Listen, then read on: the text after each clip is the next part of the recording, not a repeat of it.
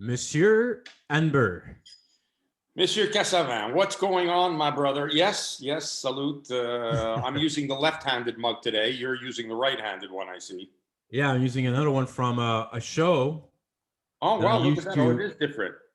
that I actually produced for in another lifetime on television. So it was called Les Partants with Jean-Philippe Bertrand and Charles-Antoine Sinon on French Yeah, television. yeah, they're the same ones, except mine has an orange interior, you see? But Yes, they're the right. same cup. Look at that.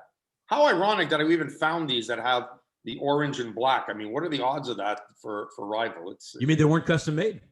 No, they were actually orange and black. So I said, wow, that's a great idea. Let's get them. So, yeah, the only reason I got them. Well, I hope you're doing good this evening, Mr. Anber. No travel just yet, right? You're going to be traveling in a matter of a few weeks for some of these summer action-packed fights, and we'll get to some of the action from this past weekend with Devin Haney's win against Jorge Linares. We had Nonito Donaire turning back the clock and winning another title, even in an advanced age, especially for the lower weight classes. We want to touch a little bit on some other stuff throughout the podcast for another edition of Calling Russ Anber. But we're going to have to start with we have to start with the news that everybody wants your opinion on, because this has some indirect implications with you based on your relationship previously with Jean Pascal, who is the biggest name, arguably, in the history of Canadian boxing. You can argue, of course, with Arturo Gatti, but Arturo did not fight many of his big fights here in Quebec. He didn't fight any of them. Not any of them. Correct, yeah.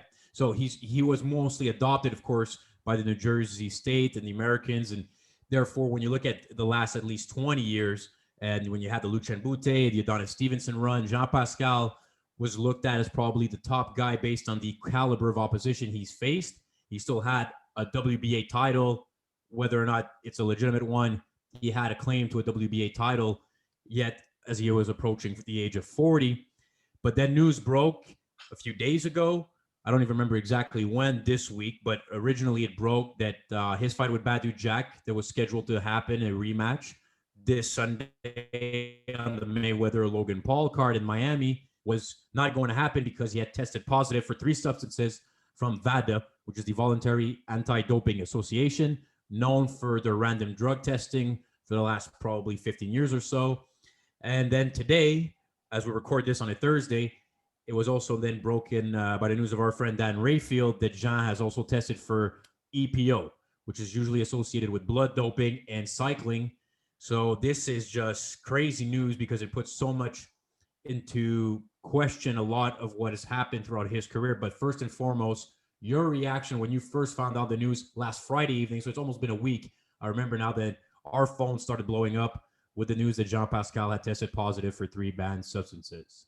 I think I'm still in the same state of shock, if you will. And the one thing I wanted to do, because you got to remember, I've known Jean since he's 15 years old, right? Maybe, 15 years old. You know, worked his corner as an amateur, been with him since, he trained at my gym, worked with him, throughout his entire professional career in what has to be, what eventually will be the Russ Anber book, the Russ Anber highlight. Jean Pascal plays a major role in that, and some of my great times with it.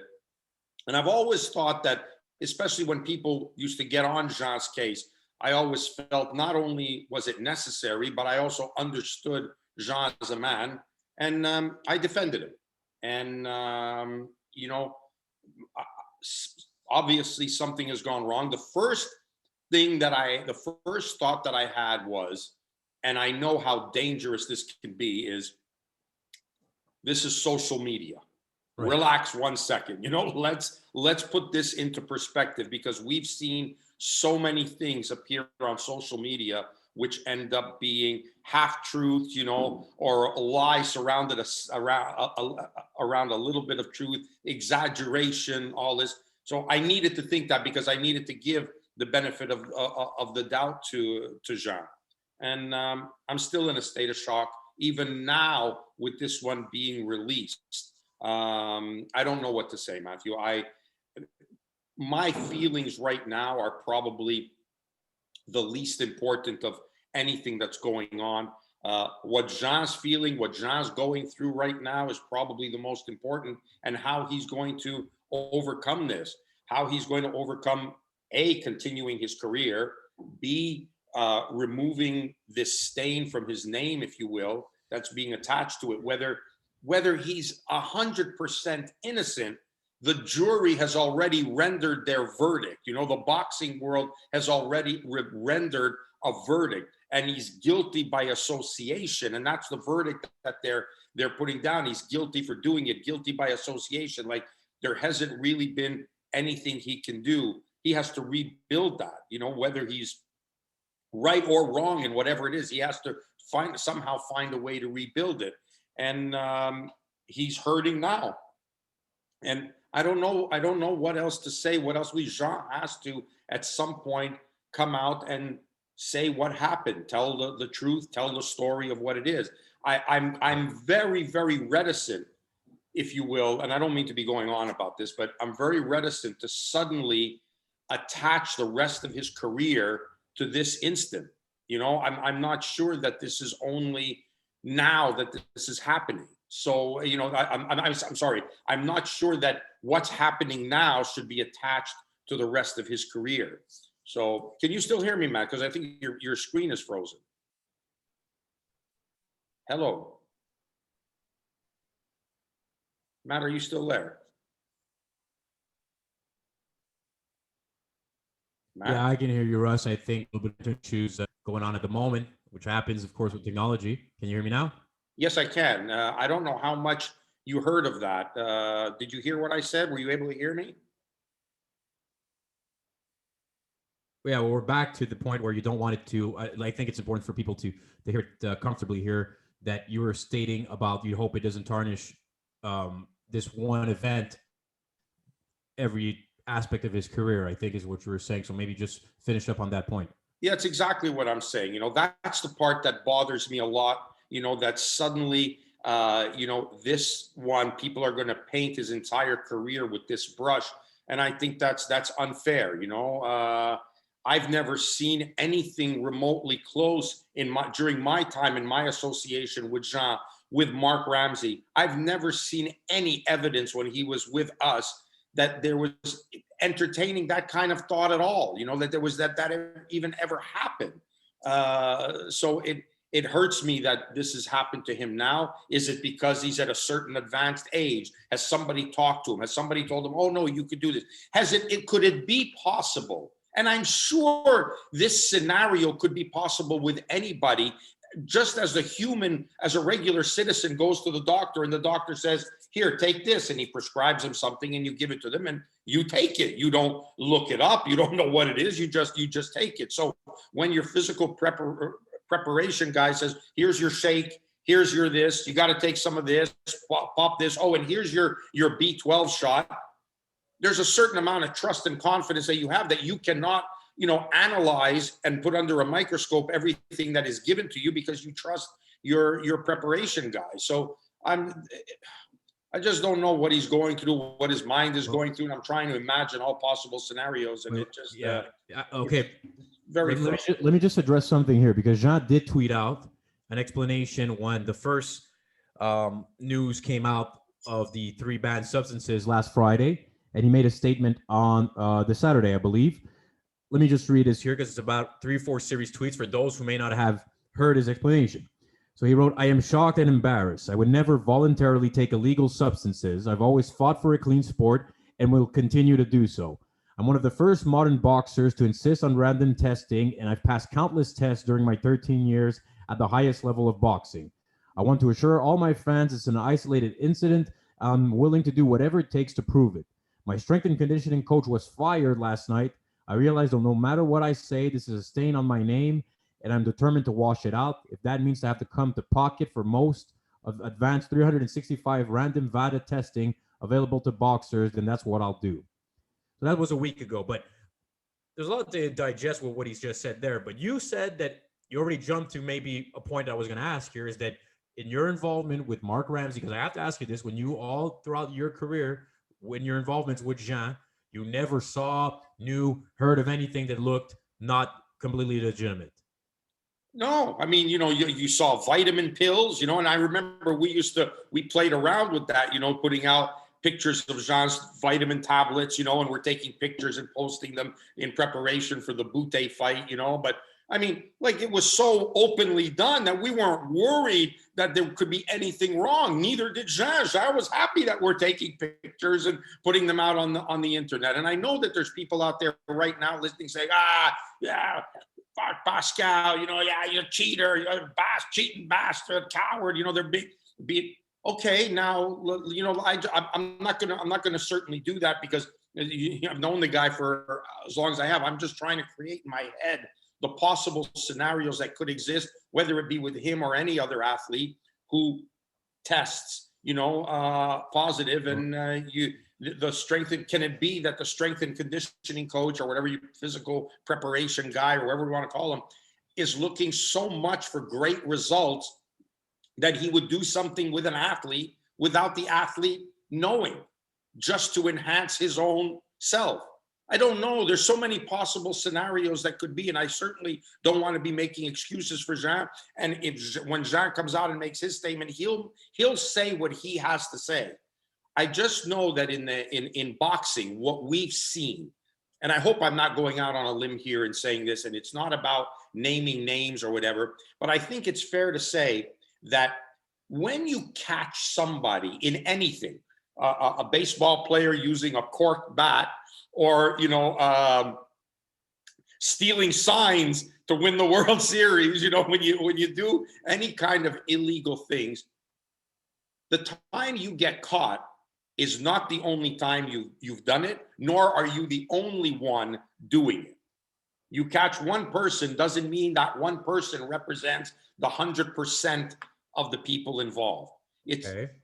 Right. It's a fragment of so all the people. I'm sorry. Yeah, but you just said that Jean shouldn't be looked at with this result throughout his career. Now you're saying, though, if you get caught the first time, it probably means that you weren't using it the first time. No, I'm not just saying that. No, I'm not just saying that he wasn't using it. Yes, you're going to make that assumption, of course.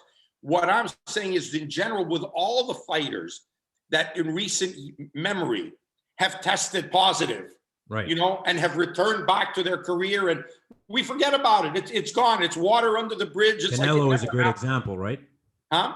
Canelo is a great example of how much he's been able to continue, even without any sort of blowback, it seems like, besides the Golovkin issue that Golovkin brought it up at press conferences and stuff, but he had tested positive for clenbuterol, had a reason for it, blamed the Mexican meat, contamination, there was documentation of this happening, though. Did he use it as an excuse? Was it actually legitimate? We'll never really know. He'll only know, and maybe a few amount of people inside his camp, but he's still now the biggest pound-for-pound fighter. Everybody watches his fights, and nobody seems to really care that much. But in the case of Jean, I think what's different is that he was such a strong proponent, and everybody remembers the Take the Test press conference against Bernard Hopkins. I was there for that. I was sat right there when that happened, right there. Okay, and so you think it would be extremely ironic for him to then be, loaded to the gills with PEDs. But that's what it seems like Nevada has caught him for this one. And I've known Jean also. I'm never going to say I have a relationship with Jean the same way you do have a relationship with Jean, but because of him being in the gym with Mark Ramsey, meeting him at different events throughout the years, I've always liked Jean. I want to believe like this is an isolated incident, but I understand why people are skeptical, because if we didn't know Jean Pascal personally, and this was just any other fighter, and the results came out this way, 3 substances plus another one that's EPO, that's supposed to be something that you can only get by injection, we'd probably be much more skeptical than we are now. But because we're a little bit biased due to the fact that, especially in your case, you've been with him and you know him, right? Yeah, 100%. And I think, listen, as humans, we're all guilty of that, right? As soon as somebody does something wrong, you assume him to be that person all the time. So I don't know. I don't know what to say. I mean, I'm torn with it now, because as a boxing fanatic, as a career boxing guy that has seen fighters over the last 42 years, has seen the changes in this sport, that more changes in this sport in my lifetime than probably had ever been in the whole history of boxing, and of what has happened at every level, and seen what every fighter has done.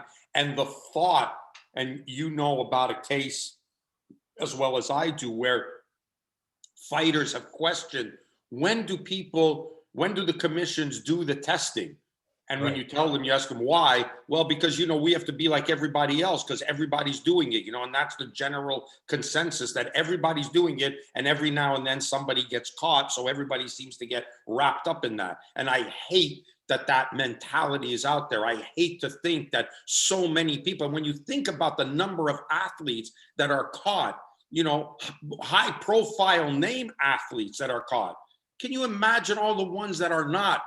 Or the ones that are not subjected to maybe VADA testing, okay. It just sickens me. It sickens of all the time. But Jean, I believe, I'm almost positive, he's been tested by other agencies in the past, other than the commission test, which they give you in the dressing room, which everybody knows is going to happen. So sometimes, of course, there's arguments whether or not they're as most people, if they're going to be taking PEDs, it's during training camp, which is why the random testing seems to be more efficient than the commission testing. But Jean, I believe it was what you saw though in the past. Do you remember at all ever seeing Jean being drug tested randomly in the training camps you were involved with him?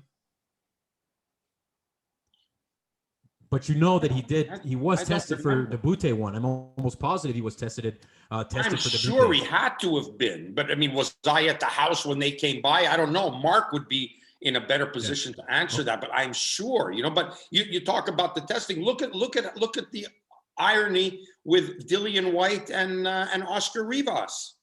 When there was that whole testing thing positive, but then and then not revealing that to the Rivas camp. The fight goes on, and nobody cares or remembers that. He's gone on to have 2 fights with Povetkin since then. He's a mandatory challenger. His hat is in the ring now to fight Joshua. And no one cares.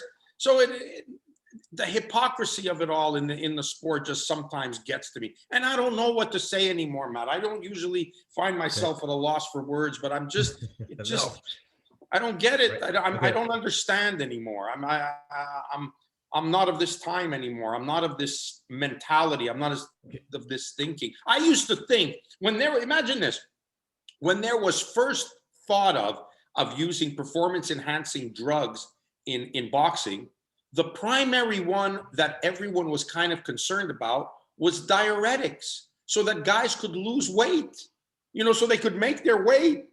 Now it's gone so far beyond that. It's insane, that I'm not educated enough or enough of a scientist to understand just how deep and to minute detail this goes, like what can be used. And okay, brother, it just sickens me. It sickens me with what happened to Jean. I'm sick for him. If he wasn't my friend, I'd even be sick and pissed off at the same time. Now I'm just sick for the guy because I like him, and I don't want to see him having to go through this. I don't want it to be true.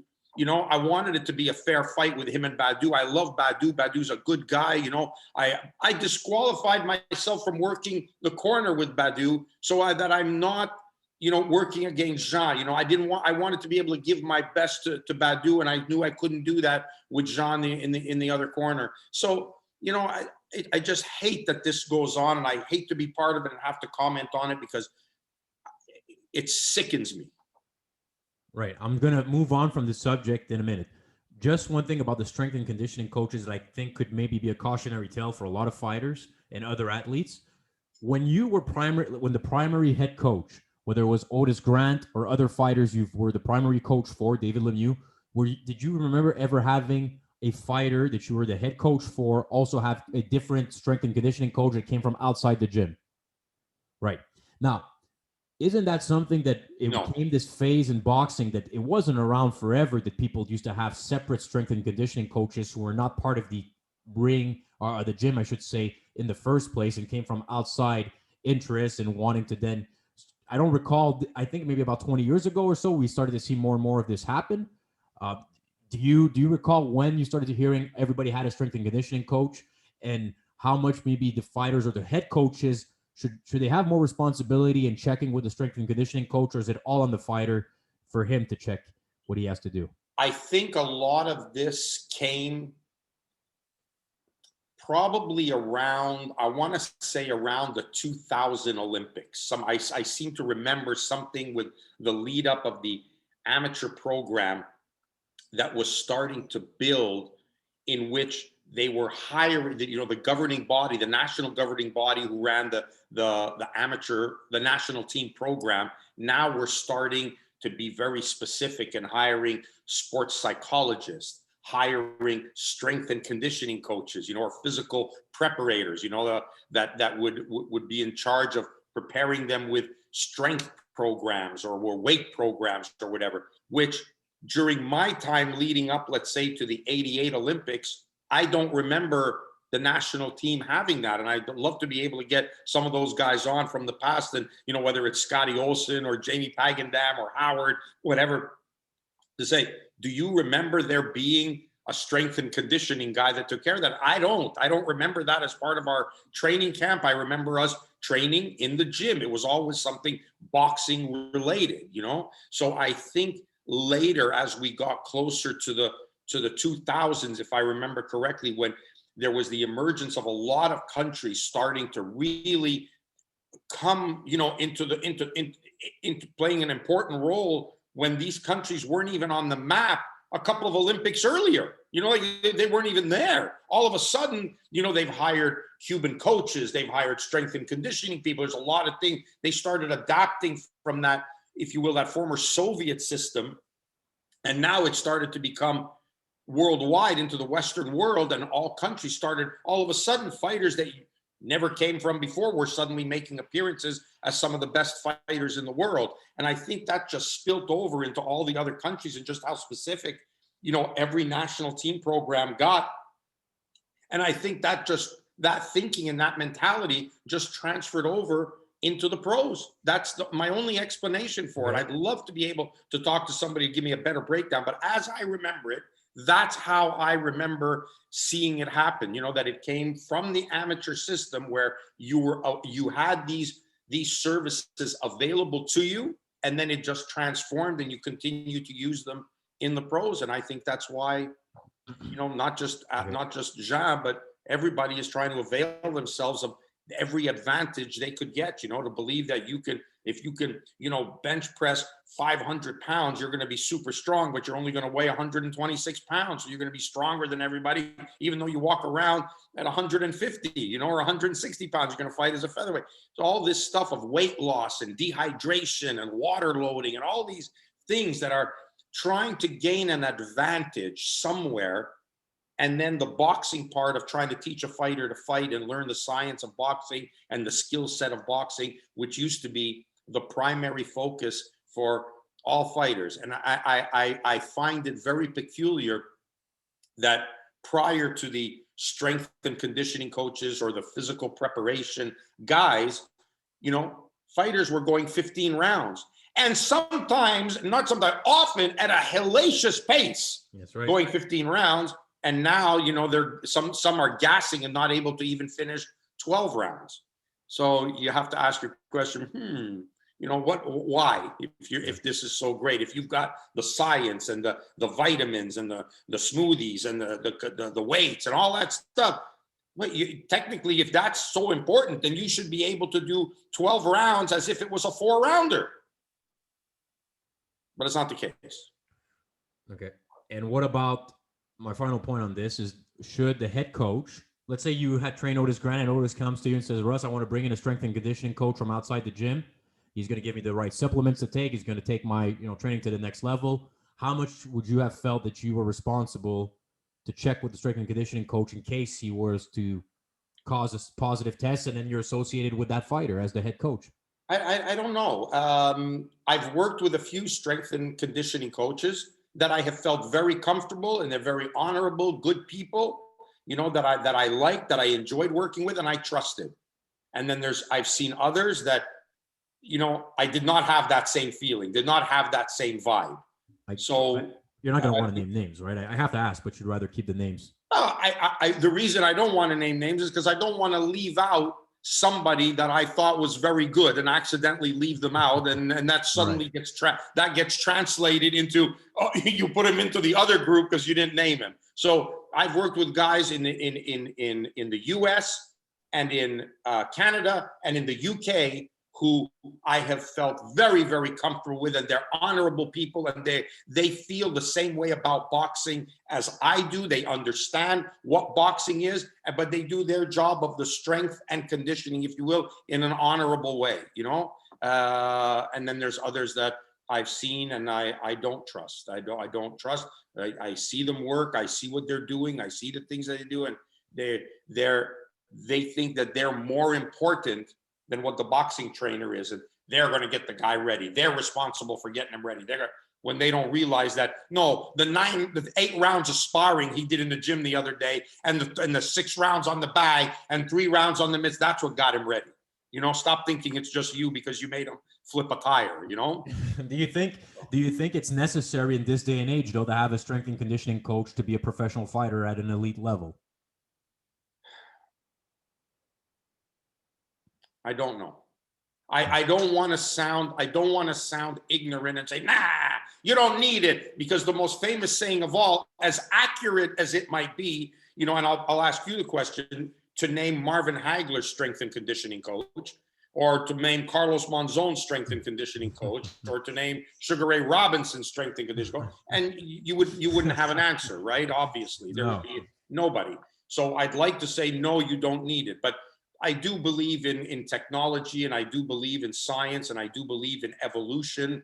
I don't believe that any of those guys replace. You cannot become a better fighter with them, but I think a better fighter could gain, you know, even if it's a little 5% advantage, and 5% could be massive, you know, gain it by having a good strength and conditioning person. So we have to be careful about the blend that you use. One cannot overcompensate for the other. I believe, actually, in the contrary, a great boxing trainer can make up for a mediocre or no good strength and conditioning coach, but the other way around never happened. I think it's a fair point. It's maybe something that we had talked about a little bit in the past, where it's the icing, if you will, but not necessarily the cake, right? You have to have the foundation in place, and the strength and conditioning coach can bring it to maybe some extra gears and levels, but maybe sometimes too much emphasis is put in there, and not, like you said, the boxing part. It worked for so long in the history of boxing. We understand there's evolutions in sports, but probably you still want to not neglect the boxing aspect, and the strength and conditioning coach can be an added bonus, but you have to be careful, and it's a cautionary tale what happened. And I'm sure we're going to have more information as this goes along, and it's going to be a difficult road for the public perception, at least for Jean Pascal to come back from. But now let's move on to some fights that happened over the past weekend. Devin Haney in the lightweight division stayed active against a veteran in Jorge Linares. Got the job done. But a little bit like the Gamboa fight, you had responses afterwards, if you will, from the fans that some said, hey, Haney showed a heck of a performance, was hurt in the later rounds, and was still able to manage to win a decision against a very capable opponent. And there's others who say, maybe it left a little bit to be desired here. He never really steps into an extra gear, and he's probably lacking in the 135-pound picture compared to guys like Teofimo Lopez and Tank Davis. I'm not entirely sure where you stand on the subject. What were your impressions of Devin Haney's performance, his decision win against Jorge Linares this past Saturday?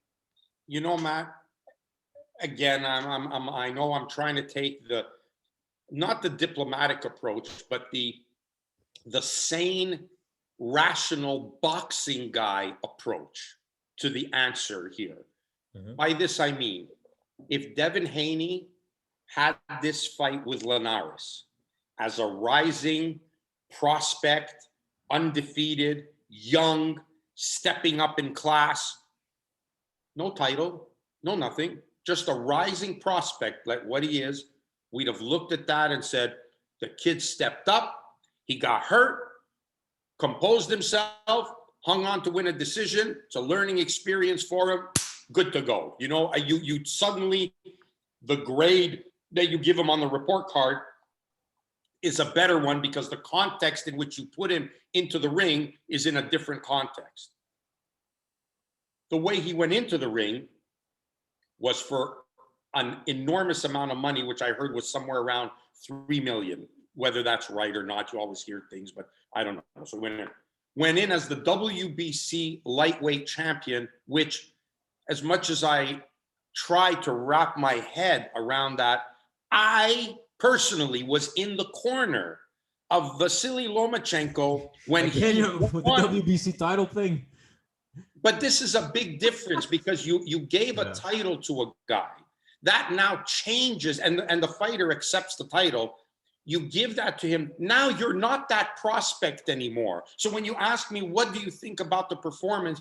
Which eye should I look at through it from? As the guy who's the lightweight champion of the world being paid $3 million, or do I look at it as the rising prospect who took a step-up fight? It's massively different to see the two. How you grade that is massively different depending on how you look at it. That's how I feel. I'm going right, wrong. Devin's a good kid. His dad, I talked to him. They're good people. I get it. They're in the fight game. They're trying to make the money, of course. But now you're just looking at it as a fight. We're just talking. We're fight guys talking. And I'm saying this was supposed to be the breakout fight for such a fantastic talent in Devin Haney, that he was supposed to now improve on the performance that Loma had against Linares, to prove that he belonged and that he was worthy of the title. And when you look at it in that context, and when you realize what, that he's the WBC lightweight champion, and Teofimo, who beat Lomachenko, who Lomachenko had won the title, how did Lopez not get the belt? How did he not inherit that? But Linares, you were there for that fight where Loma was knocked down at one point, and that's when a lot of people said, "Oh, maybe lightweight is a bit of a tougher task," and Lomachenko anticipates. But that was, I'm looking at the year now, 3 years ago in 2018. So Linares has had tough fights since then. So do you think that maybe Haney looks at it as a positive, that, hey, I got stunned a little bit in the later rounds, but I didn't get knocked down like Lomachenko did against Linares, or because Loma got back up and stopped Linares, it looks even more impressive? Well, look, the knockdown, yes, was a good knockdown. Loma was up before the referee could even begin the count. He kind of got caught squared up, got hit with the shot, not taking anything away from Linares and not trying to belittle it.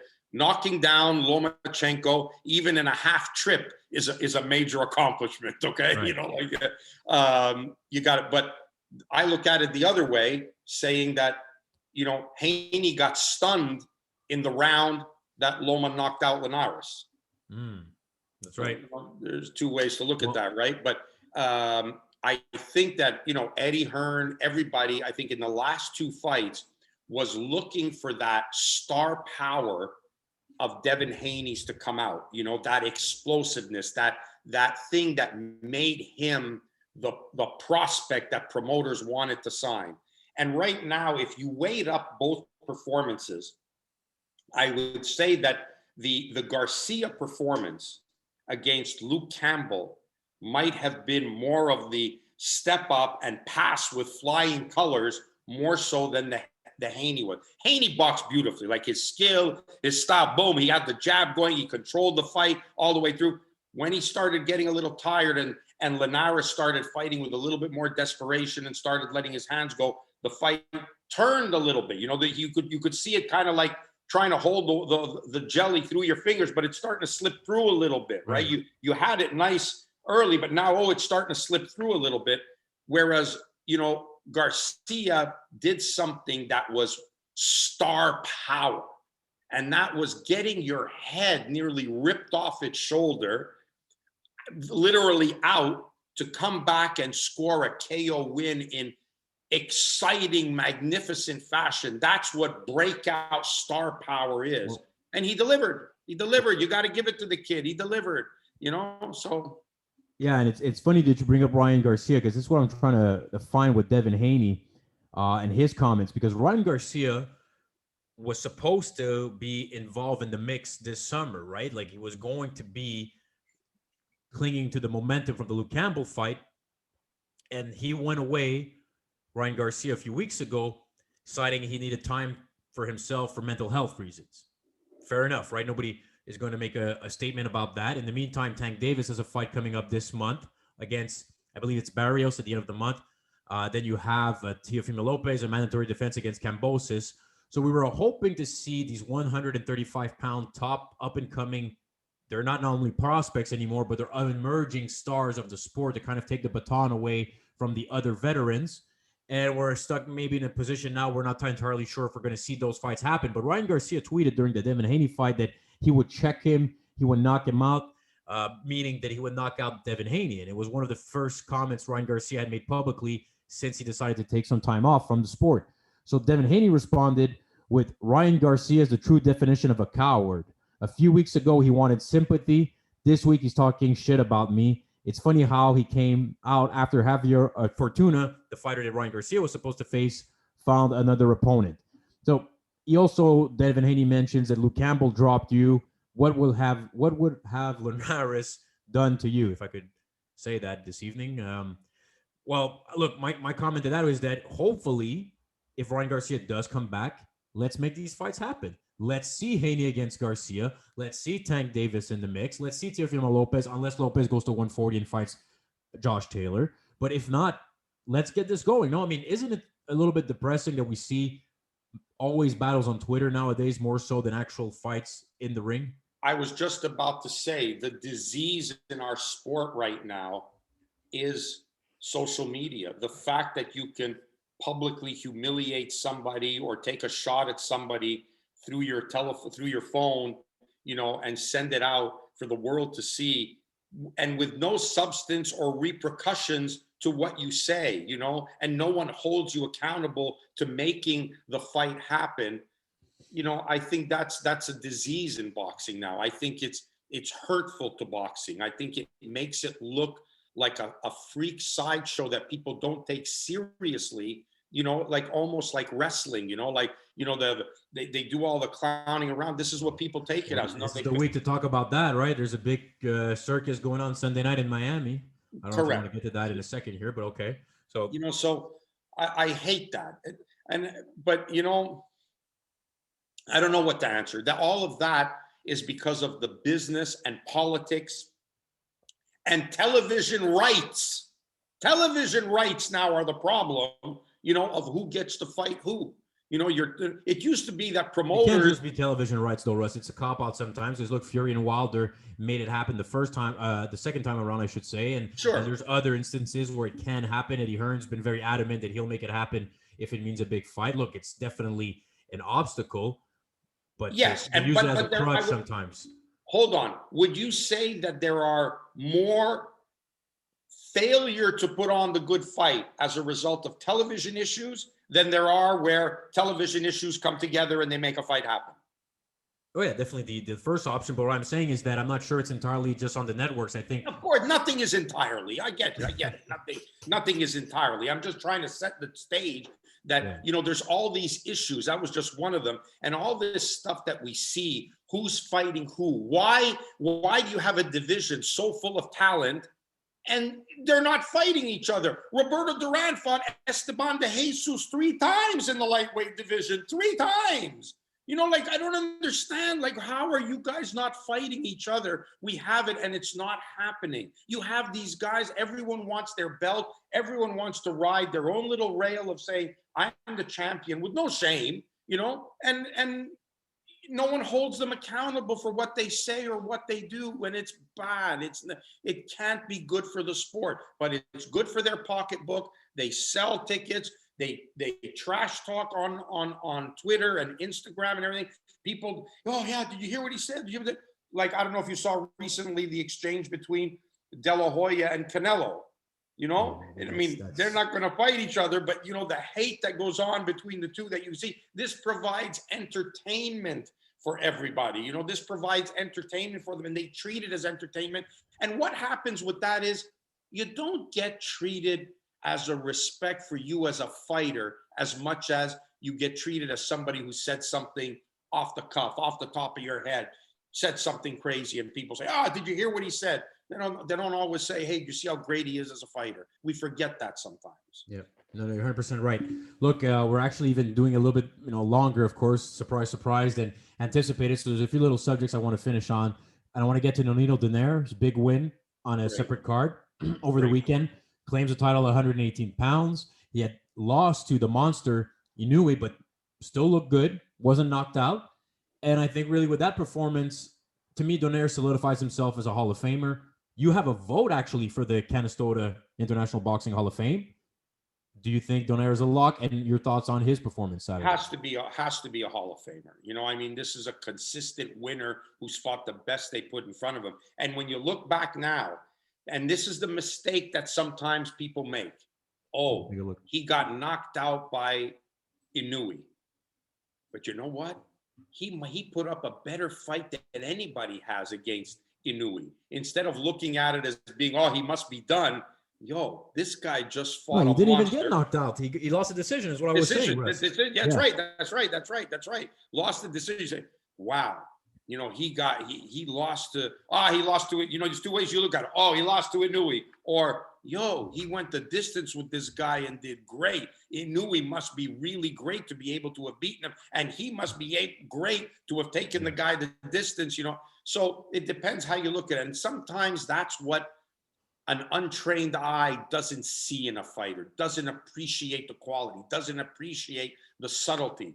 And I've had the privilege of working with Roy and Nordine Ubali in the past in Vegas, you know, and said, boy, this kid's good. He's strong. You know, he comes to fight, big heart, you know. Wow. When you look at what happened, you wonder, who was that guy? Like, it looked like if this wasn't a fight, you'd have thought that this was a mismatch that was made in bad matchmaking, and they overmatched a prospect. You know, that's what it looked for sure. Donaire really was.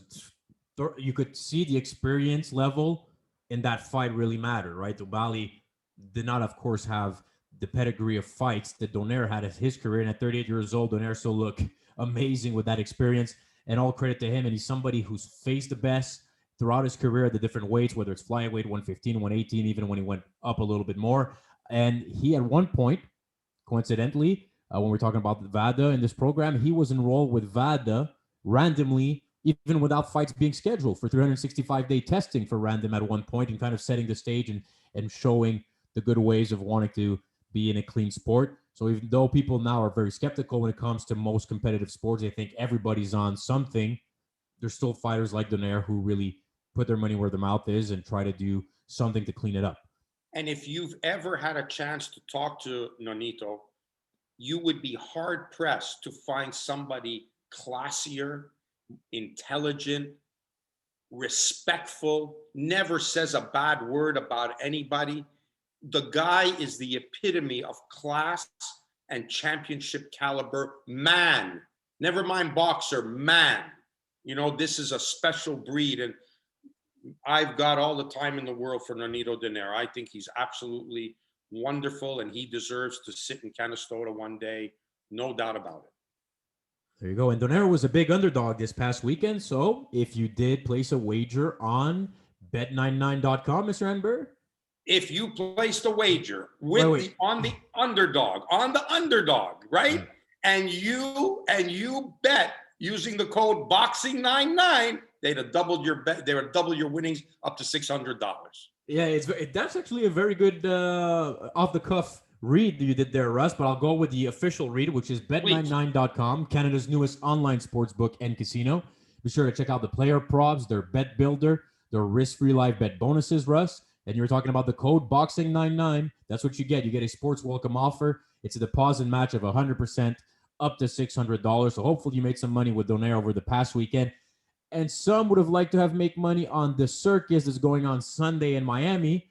But when the official rules came out this week that, similar to Roy Jones and Mike Tyson when they faced each other this past fall, there is no official winner if the bout goes to a decision. The bout I'm talking about in the circus and the freak show is Mayweather versus Logan Paul. It's been all over the news, all over the press, and it draws a bigger crowd.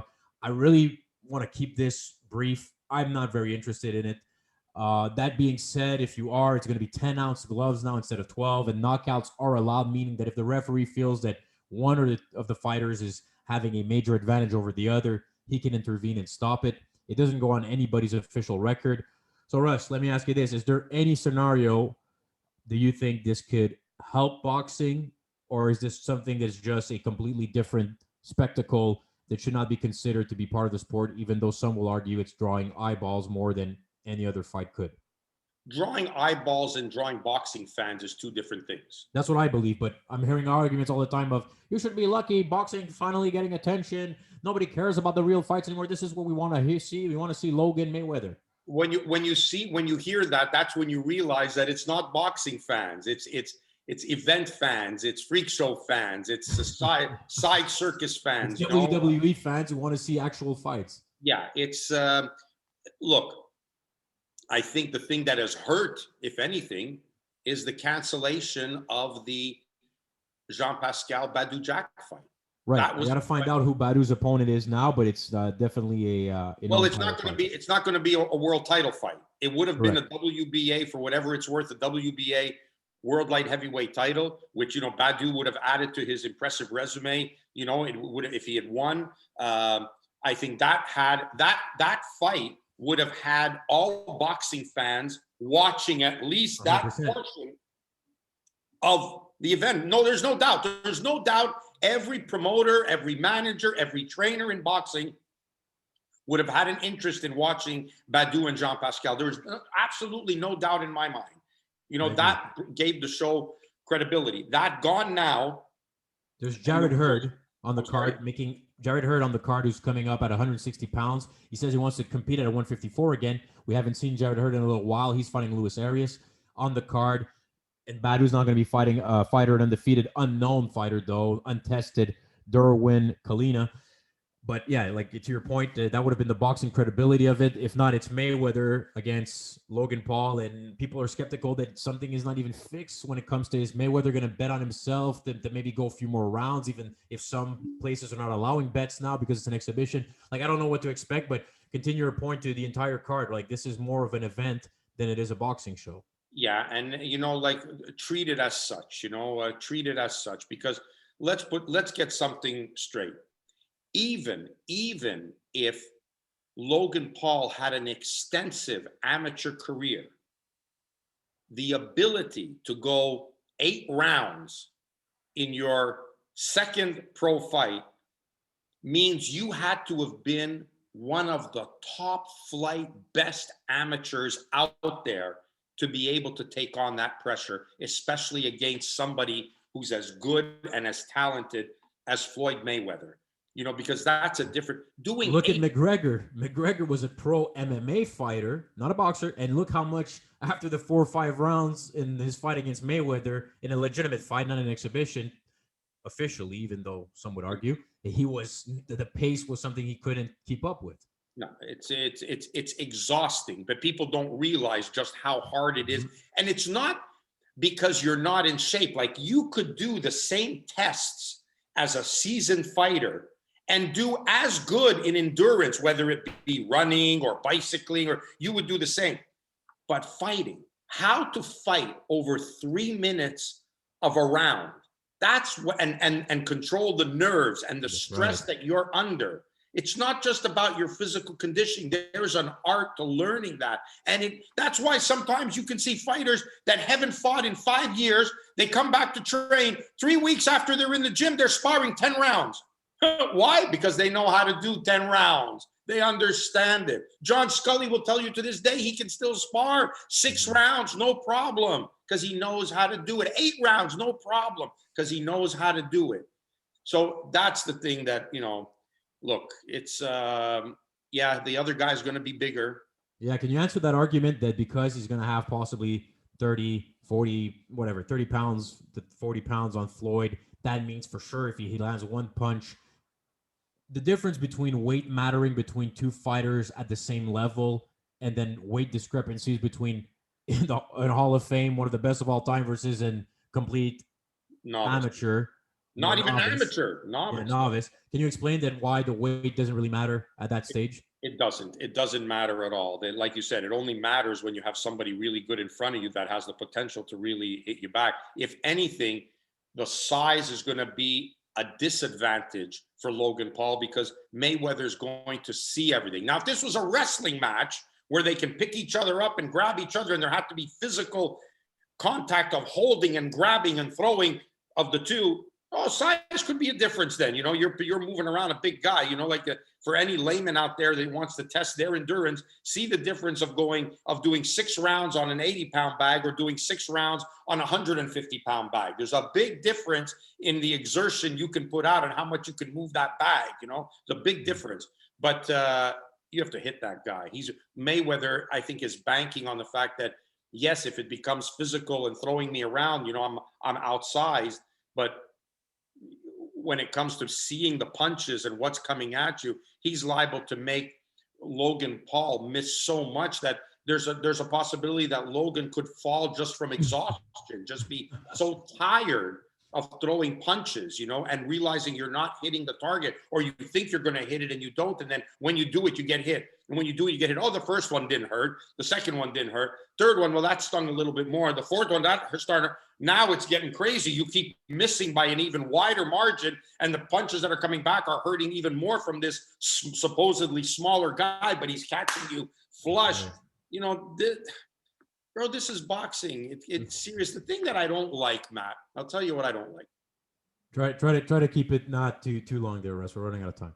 That's good when you tell me that, and I'll try to do that. You see, you should tell me that. When you don't tell me it, then I just keep going. So you just feel like reel me in when you want.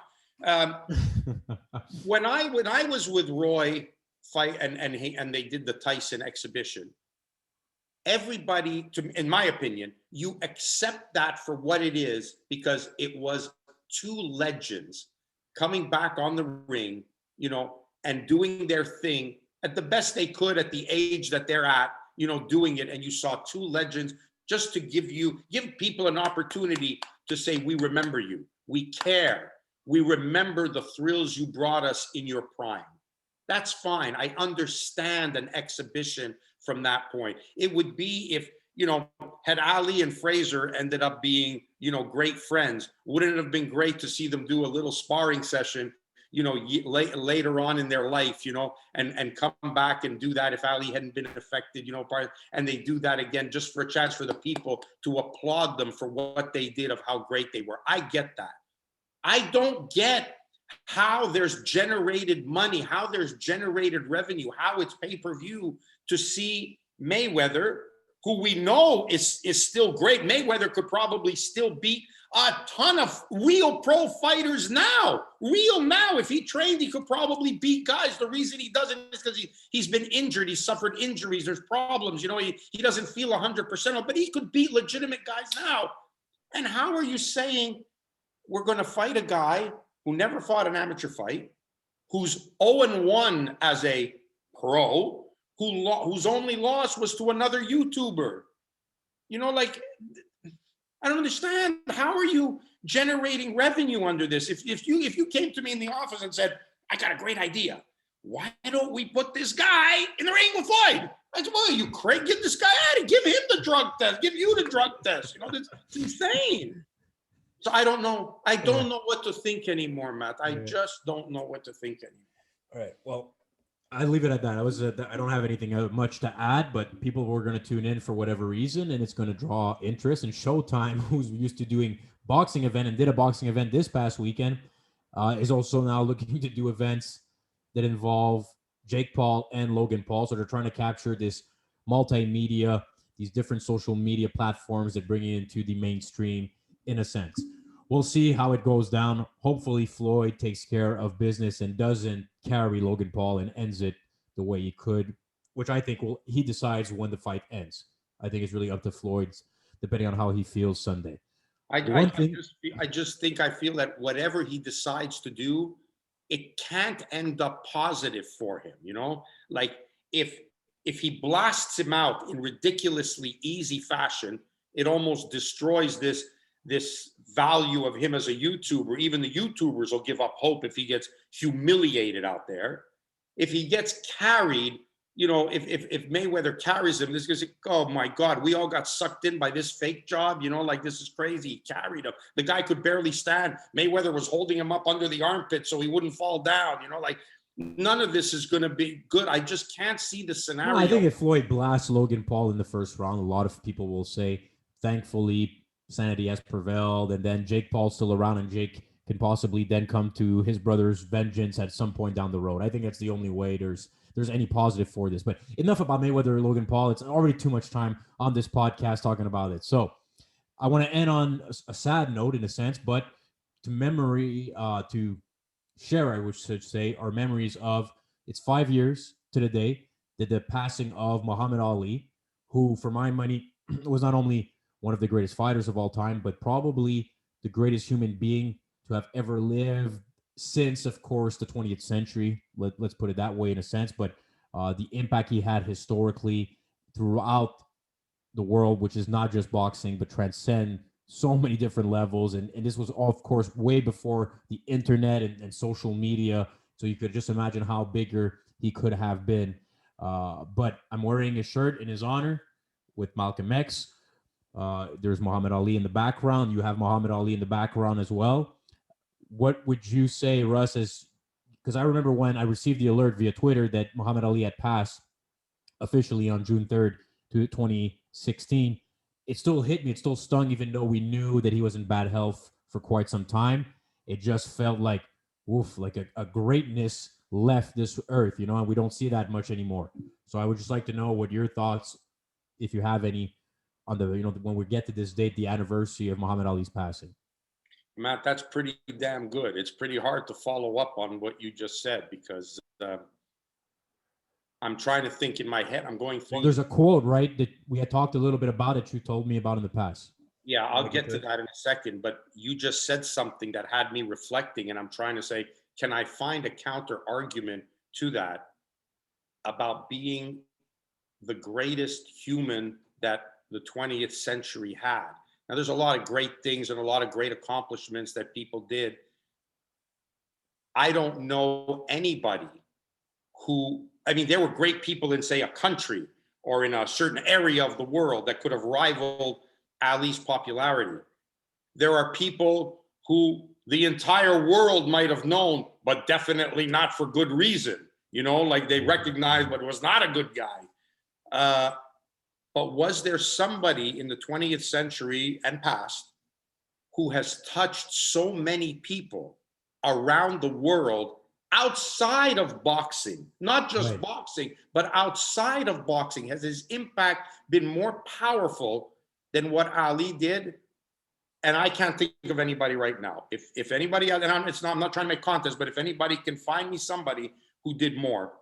And I remember from this very room when Ali died, and I did an interview with TSN regarding Ali, and it gave me an opportunity to reflect on who Ali was, because let's face it, I grew up during that era. I fell in love with boxing because of Muhammad Ali, because of Ali Fraser One. That's why I fell in love with it. And as I evolved as a man and grew up and started understanding what it meant to be a man, what it meant to have character, what it meant to have principles and beliefs, I realized that I loved Ali for more than just what he did in the ring. Yep. Yeah. I think that's a good point. You kind of appreciate it more as you get older. You understand the wisdom he carried far beyond a non-educated classical sense of the word man. Correct. And much in the same way, I think that my father loved Joe Louis for that very same reason.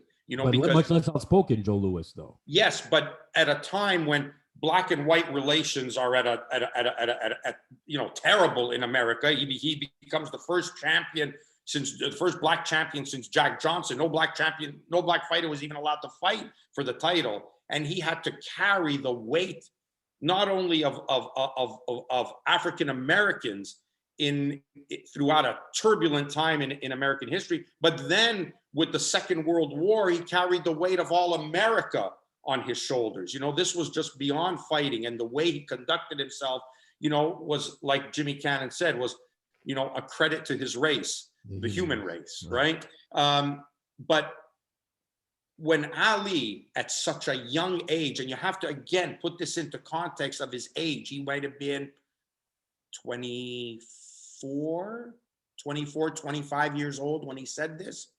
And this, to me, was the quote that defined Muhammad Ali, on refusing the draft and what he said. And I'll let you read it verbatim, because I don't want to screw it up. And you have it in front of but this to me we'll is leave on what this note. defined Muhammad Ali for me forever. And this quote is what will make me remember the impact and the powerful man that he was and the lives that he touched around the world.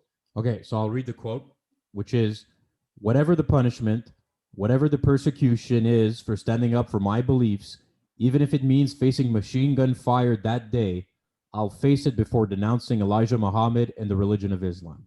End quote. Name me an athlete who's had that conviction over his belief, ready to not only give up his career, but ready to die for it. Man, forget it. There's nobody. There's nobody. No. And look, he's touched us in so many ways, touched people throughout the world, and he will continue to do so. And I don't know what else to say, Russ. It was a good podcast. Again, I think we enjoyed having these philosophical debates, if you will, in certain different ways we touch. We started on a note in Jean Pascal that it's not great. We'll see what happens down the road, but always to end up finishing a little bit with a historical touch in Muhammad Ali. I'll take that every week if we can. So thank you once again, everyone, for tuning in. It's another edition of Calling Russ Anber. And Mr. Anber, are you in Montreal next week still, or I think you have 1 week left, right? I am indeed, sir. Yeah, I am indeed. Yeah. All right. So we'll not too many action over the weekend coming up in boxing, but there's always no shortage of topics that emerge throughout the news cycles. So we'll be touch base again next week. Thank you for tuning in on YouTube. Please share if you can on Twitter and Instagram. Take care, everybody. Take care, Russ. Thanks, Matt. Have a good one, buddy.